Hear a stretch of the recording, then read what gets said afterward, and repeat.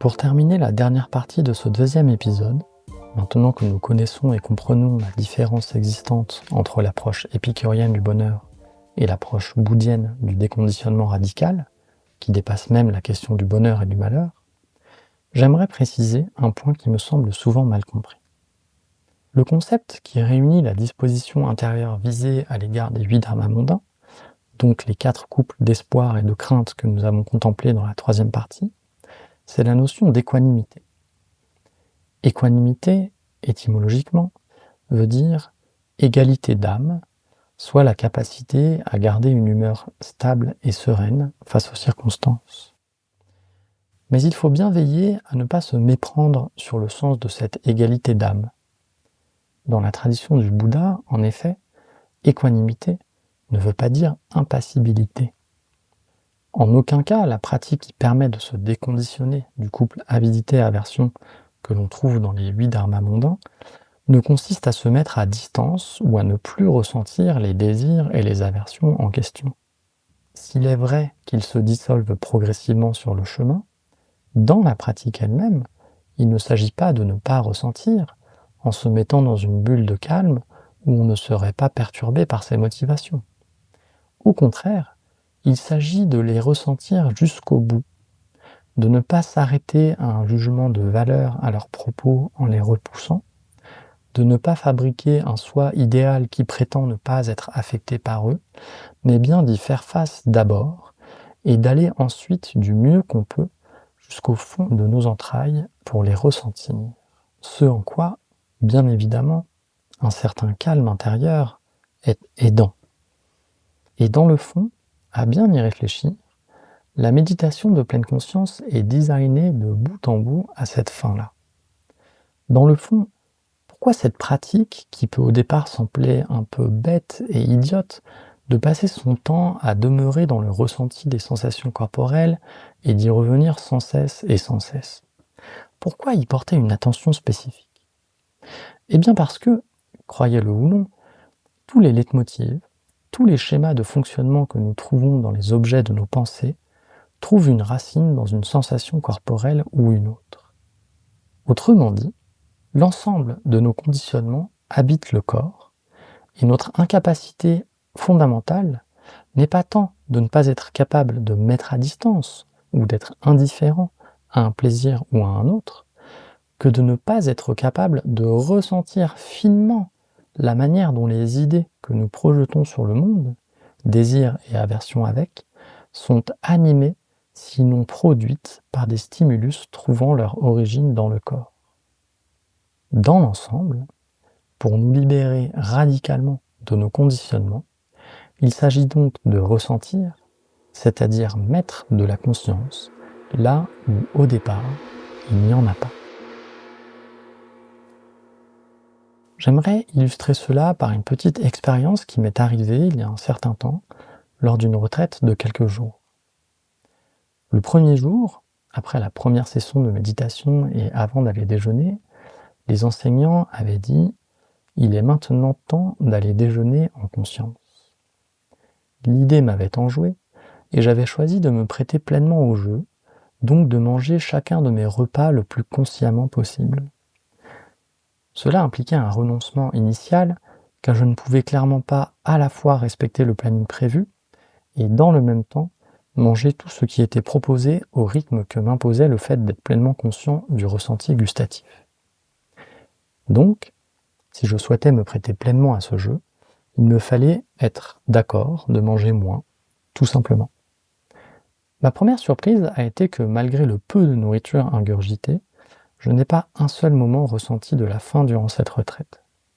Par exemple, je mangeais le matin, littéralement, un demi-abricot sec découpé en tout petits bouts, 3 grains de raisin, un quart de pomme et une demi-tartine, et cela en 1 heure à 1 heure et demie. Il s'agissait pour moi d'être au plus proche de ce que la gustativité pouvait offrir de sensations, lors du repas du matin, du repas du midi et du repas du soir.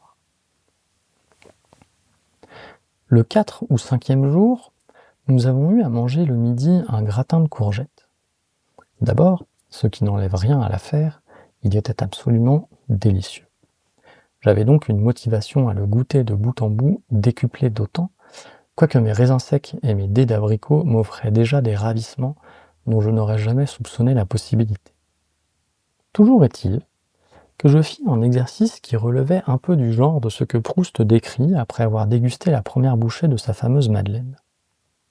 Pour contextualiser, après avoir ressenti une expérience absolument délicieuse à la première bouchée, il dit qu'il y revient, mais que la saveur de ce que cette première bouchée avait fait remonter en lui n'y est plus, qu'elle s'affadit à mesure qu'il cherche à la retrouver en répétant l'opération de dégustation. Il écrit « D'où avait pu me venir cette puissante joie ? Je sentais qu'elle était liée à un goût du thé et du gâteau, mais qu'elle le dépassait infiniment, ne devait pas être de même nature. D'où venait-elle ? Que signifiait-elle ? Où l'appréhender ? Je bois une seconde gorgée, où je ne trouve rien de plus que dans la première, une troisième qui m'apporte un peu moins que la seconde. Il est temps que je m'arrête, la vertu du breuvage semble diminuer. Il est clair que la vérité que je cherche n'est pas en lui, mais en moi. » Fin de citation. Face à cet échec de la mécanique sensitive externe, Proust comprend que le travail qu'il a à faire est un travail de l'esprit, ou du moins un travail autour de la relation qu'entretient son esprit avec cette sensation si spécifique qu'il découvre. Il dit alors, je cite, « Je pose la tasse et me tourne vers mon esprit. C'est à lui de trouver la vérité. » Et il réalise alors un magnifique exercice cherchant à retrouver l'origine de cette sensation admirable qui s'est découverte à la première gorgée.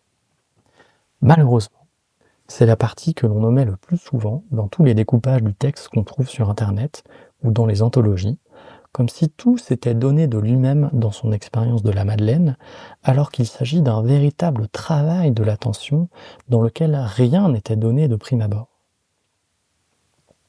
Après avoir compris qu'il devait chercher dans son esprit ce que la sensation brute ne lui donnait pas par elle-même, il décrit alors « Je recommence à me demander quel pouvait être cet état inconnu qui n'apportait aucune preuve logique, mais l'évidence de sa félicité, de sa réalité devant laquelle les autres s'évanouissaient. Je veux essayer de le faire réapparaître. Je rétrograde par la pensée au moment où je pris la première cuillerée de thé. Je retrouve le même état sans une clarté nouvelle.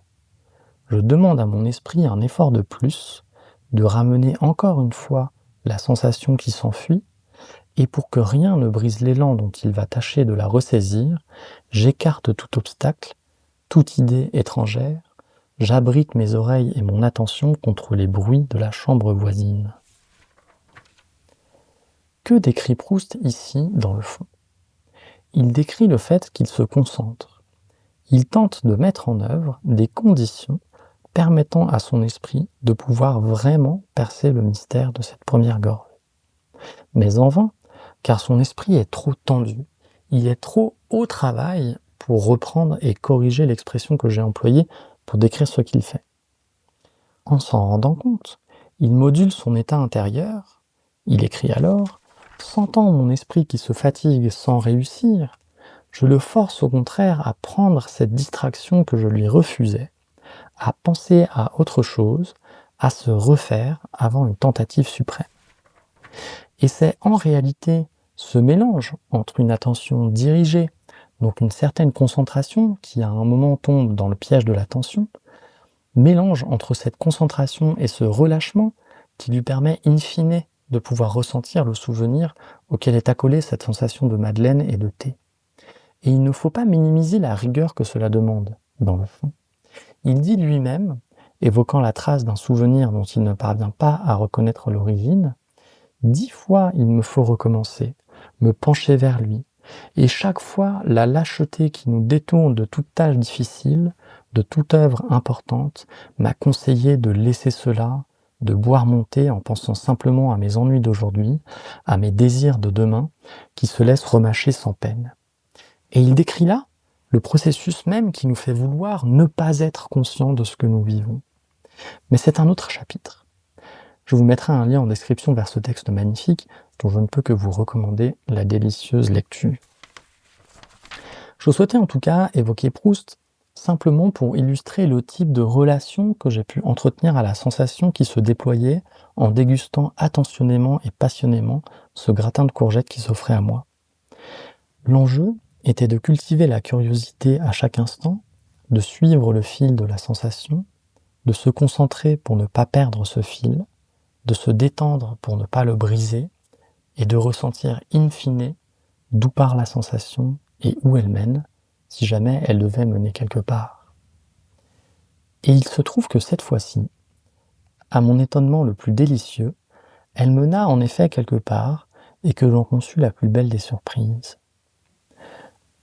Ainsi, pour suivre le fil de la sensation, il fallait d'abord et nécessairement ressentir la manière dont le fait de reposer la fourchette de gratin sur ma langue, lentement, déployait l'ensemble des papilles concernées pour activer des nerfs dans la langue elle-même et engager un premier plaisir. Le plaisir aurait pu s'arrêter là. J'aurais alors mangé un bon gratin de courgettes, tout simplement. Mais j'étais à une autre tâche. Je souhaitais découvrir l'ensemble de l'univers proposé par ce gratin de courgettes. Et je pus constater au passage qu'il y avait une forme de concurrence entre jouissance et attention, entre extraction de plaisir, qu'on appelle plus couramment saisie, et possibilité de ressentir jusqu'au bout ce qui se donne de l'expérience. Comme si la jouissance était la mise à plat, l'écrasement à un moment ou à un autre du plaisir donné, de la sensation qui se déploie dans le temps et dans sa liberté de propagation propre.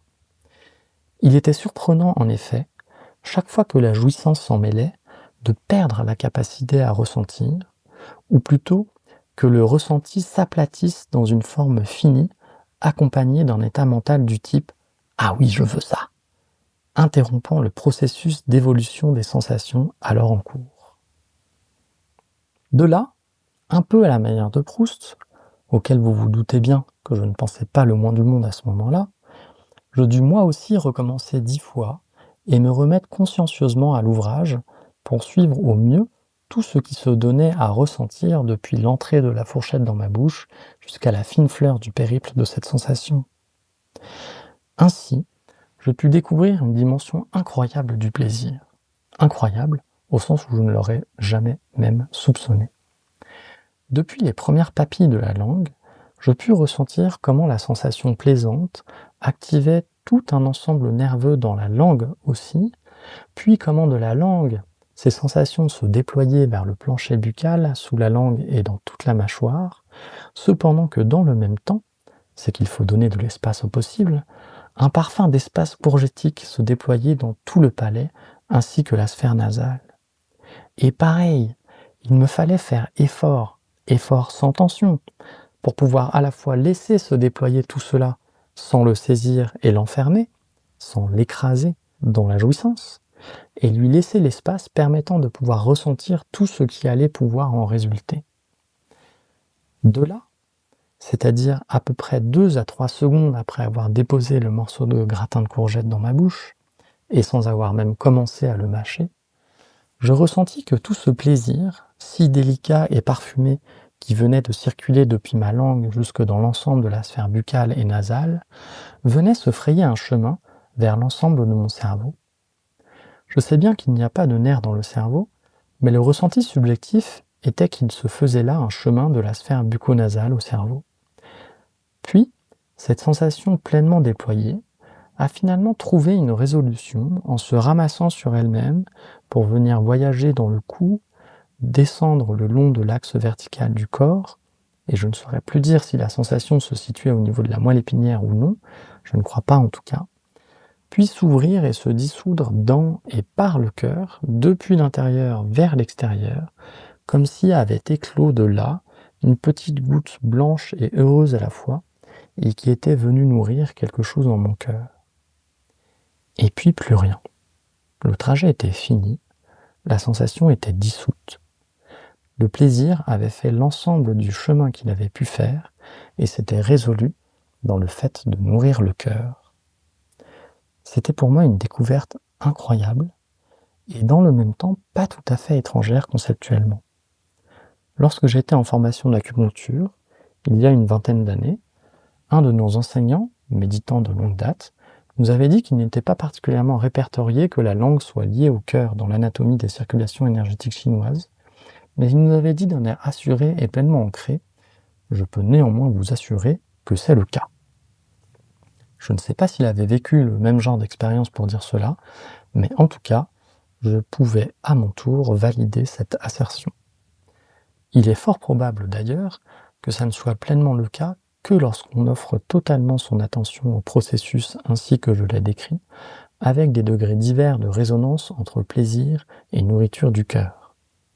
Ce processus, je n'ai en tout cas pu le vivre qu'après 4 ou 5 jours de pleine attention générale, et en particulier d'attention au moment d'alimentation.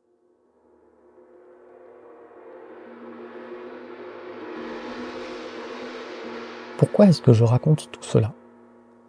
Eh bien simplement pour illustrer le fait que l'équanimité ne consiste ni dans une mise à distance de l'expérience, ni dans une observation méticuleuse au sens où un sujet observe un objet.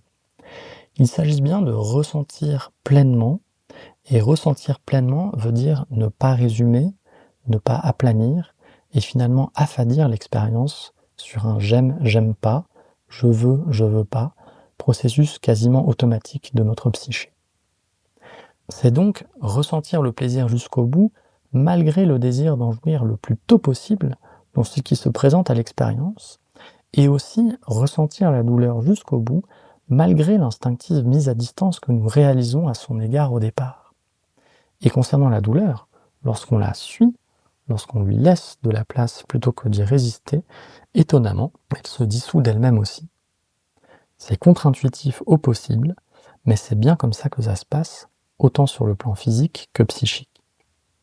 D'où cette approche idéalement équanime, afin de tout ressentir, mais sans activation des mécanismes intuitifs de jouissance et d'aversion. Peut-être l'attention initiale dans la méditation peut-elle se porter sur cet aspect-là de l'expérience en particulier, à savoir comment nous saisissons et refusons en slalomant dans l'expérience au lieu de la laisser se déployer telle qu'elle est, en constant devenir et sans savoir où elle va advenir. Et si vous le voulez bien, un peu plus loin que la contemplation qui anime la sphère intellectuelle dans son lien avec le ressenti, je vous propose maintenant une petite méditation sur l'équanimité afin d'entrer en contact avec ces mécanismes d'attraction-répulsion constamment à l'œuvre dans notre psyché. Dans la méditation, on ne cherche pas particulièrement à élaborer une réflexion ou mettre en mots l'expérience, mais simplement à toucher du doigt ce qui est là.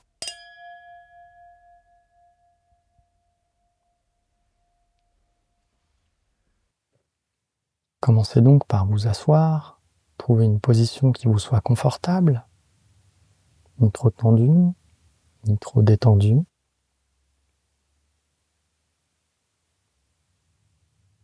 Et puis peut-être prendre contact avec les sensations de la respiration, soit dans les narines, la gorge, la poitrine ou le ventre, selon l'endroit où elles sont le mieux ressenties pour vous.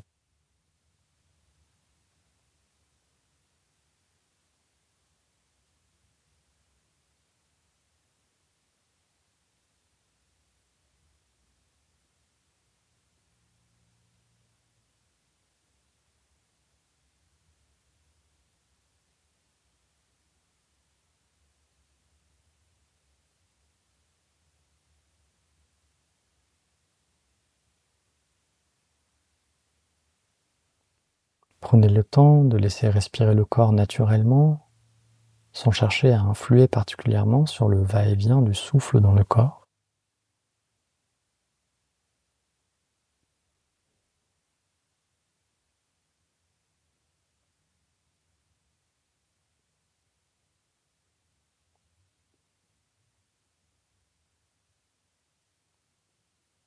Prenez le temps de vous incarner dans ces sensations,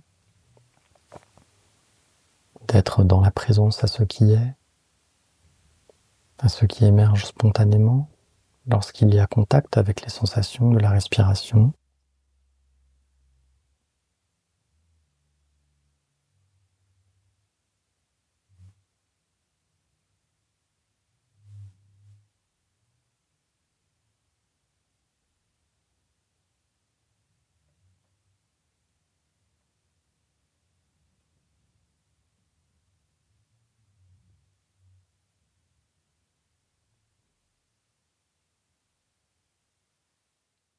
Et puis noter, sans analyser ou chercher à mentaliser l'expérience, noter simplement si cette sensation de présence, d'incarnation, a quelque part quelque chose d'agréable, agréable parce que la détente se présente,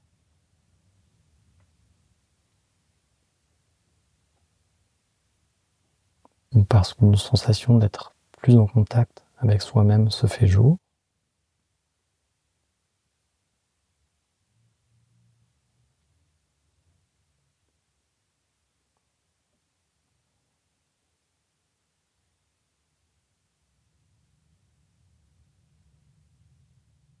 Et notez peut-être, inversement, une dimension désagréable ou une partie de vous-même qui se trouve en refus eu égard à l'expérience,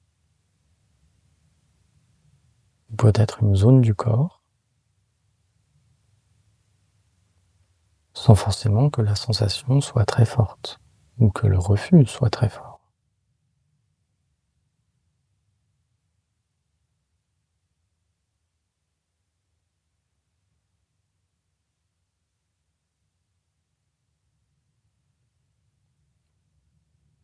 La proposition présente est juste de ressentir cet élan intérieur qui dit « Ah oui, je veux ça, c'est à ça que j'aspire », ce calme, cette détente par exemple. Comment est le ressenti, cet élan qui veut ça, qui voudrait que cette manière de s'incarner dure toujours?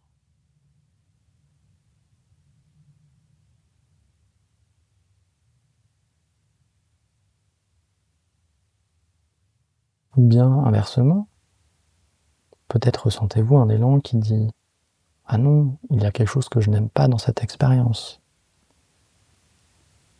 Peut-être que vous ressentez quelque chose de forcé ou de construit, un inconfort quelque part.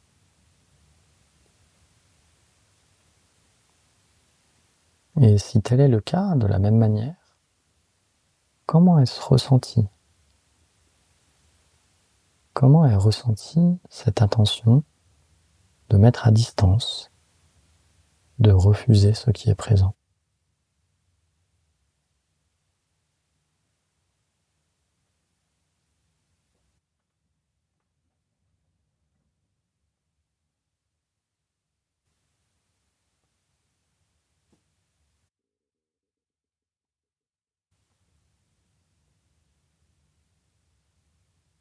Refus ou attachement, comment se manifeste dans le tissu même de notre incarnation vivante cet élan qui veut ou ne veut pas de l'expérience ou d'une partie de l'expérience?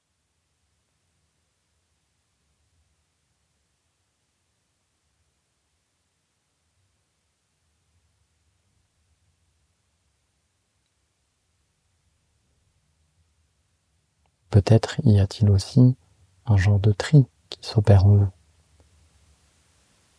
comme quelque chose qui dirait « Ah oui, je veux ça, ça va dans la direction que je souhaite, mais j'aimerais enlever cette petite tension que j'ai dans les épaules, le bas du dos, ou autre », sans forcément le formuler verbalement.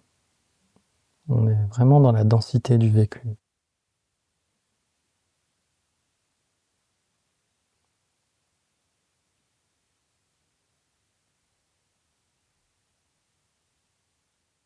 Donc simplement repérer, instant après instant, tous les mouvements intérieurs de « je veux, je ne veux pas » qui se manifestent à la conscience. Toutes ces tendances à vouloir modifier, améliorer ou aménager l'expérience pour qu'elle soit optimale et corresponde à un désir sous-jacent, désir de se sentir bien, de vivre une expérience la plus plaisante qui soit.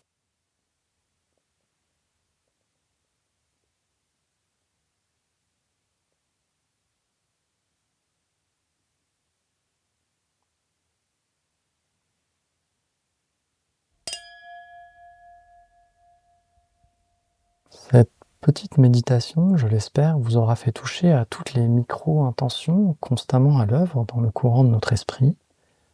Micro-intentions que nous ne contrôlons pas et qui émergent en voulant aller dans une direction, en choisissant ou en imposant quelque chose à l'expérience. Ces micro-intentions sont à la racine de nos conditionnements les plus manifestes, et l'enjeu de la méditation de pleine conscience est vraiment de progressivement ressentir au mieux ces micro-mouvements afin simplement de les laisser être sans leur donner de prise, sans cristalliser ou se rigidifier dans leurs aspirations à vouloir une chose ou ne pas en vouloir une autre. Simplement ressentir et laisser être. C'est là que nous développons l'équanimité et là que nous nous libérons des conditionnements les plus profonds au cœur même des intentions non encore verbalisées.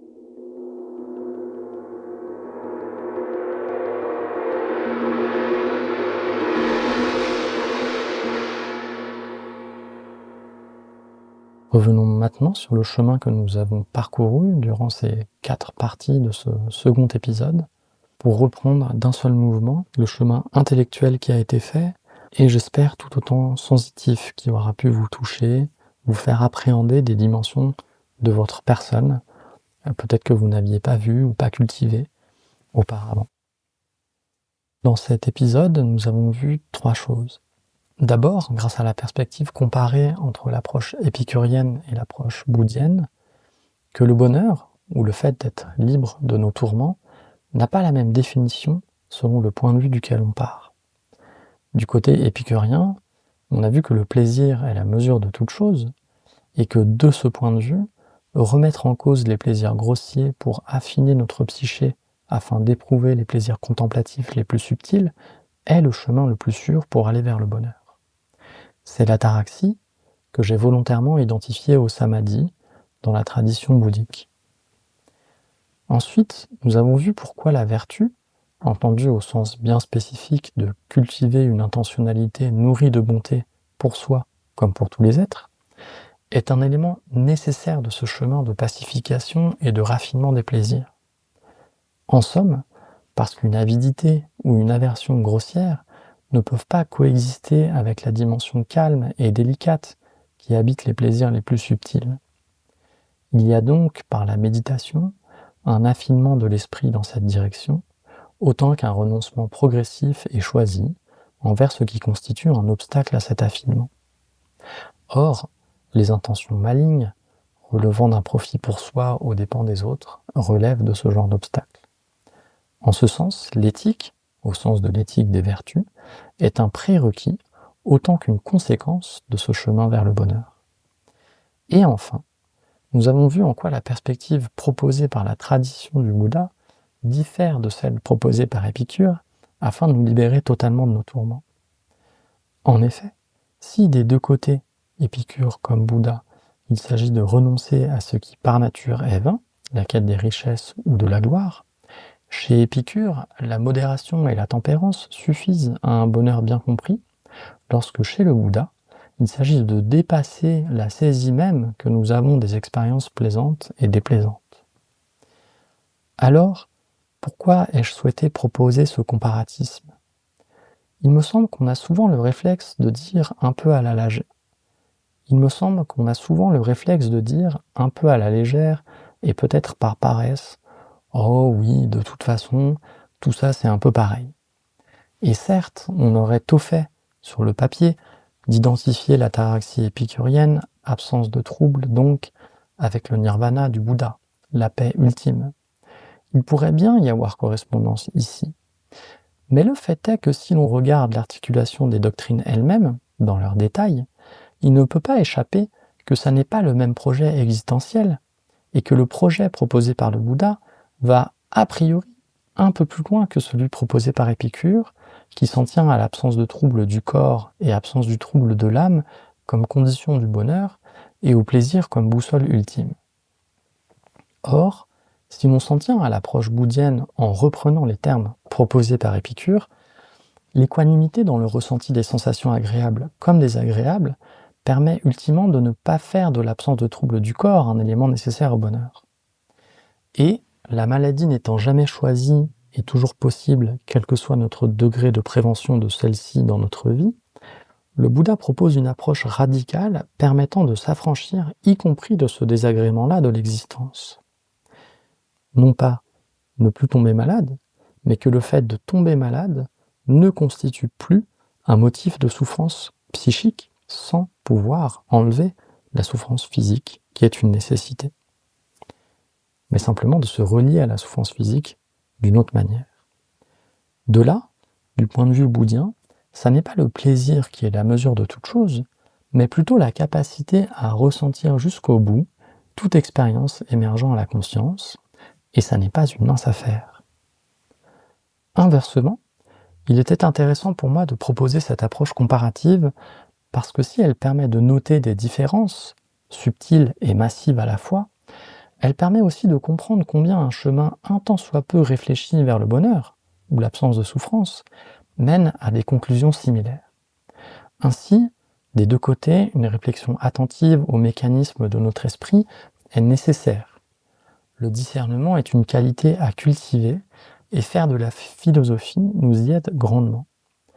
Pour l'un comme pour l'autre, il découle de cette quête de bonheur ou de libération de toutes les souffrances un renoncement à la quête des louanges, de la gloire et des richesses qui, si on les considère attentivement, sont envisagés comme vains par nature. On peut même dire, si on se réfère à d'autres passages de la lettre à Ménécée prônant une vie frugale afin de ne pas craindre la perte, qu'Épicure intègre aussi la prévention de la crainte du blâme, de la disgrâce et de la pauvreté dans son projet pour une vie heureuse. Il s'agit en somme de regarder ailleurs que dans ces directions par nature décevantes ou frustrantes, la bonne ou mauvaise fortune ne dépendant en outre pas de nous.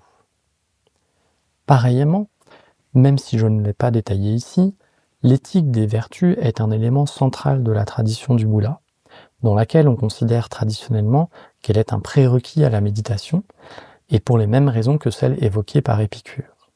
Car pour un esprit animé par des réflexes de prendre pour soi ou de manipuler plutôt que de considérer le bien des êtres, incapable de se suffire de ce qu'il a, il sera bien plus difficile de trouver de la satisfaction interne et sans artefact que pour un esprit qui a déjà un certain détachement à l'égard des biens extérieurs, qu'ils soient matériels ou symboliques. De là, et ce sera le dernier mot, que conclure ? Suite à ce panorama détaillé des approches épicuriennes et bouddhiennes de la libération des tourments de l'expérience, j'espère que vous aurez pu apprécier au moins deux choses. D'abord, que pour entrer vraiment dans la compréhension d'un auteur, il est parfois besoin de médiation, nous imposant de prendre du recul sur nos propres réflexes de pensée, réflexes souvent imposés par la culture dans laquelle nous avons grandi. C'est ce qu'il m'a paru important de faire en détaillant les 3 approches fondamentales de l'éthique pour mieux comprendre Épicure sur ce plan-là et mieux comprendre pourquoi il associe vertu et bonheur. Réfléchir aux lunettes à travers lesquelles notre culture contemporaine regarde les choses nous permet de les voir et de les comprendre autrement et ainsi de mûrir intérieurement. Ensuite, que même si des chemins se ressemblent à bien des égards, et c'est souvent le cas, il est important de réfléchir aux détails pour mieux comprendre et mieux choisir celui dans lequel on s'engage vraiment, car il aura des résultats différents. Et enfin et surtout, quel que soit le chemin qui résonne le mieux pour vous, j'espère que cet exercice critique et contemplatif à la fois vous aura fait vous-même avancer dans votre propre chemin vers une vie plus apaisée et plus libre de conditionnement.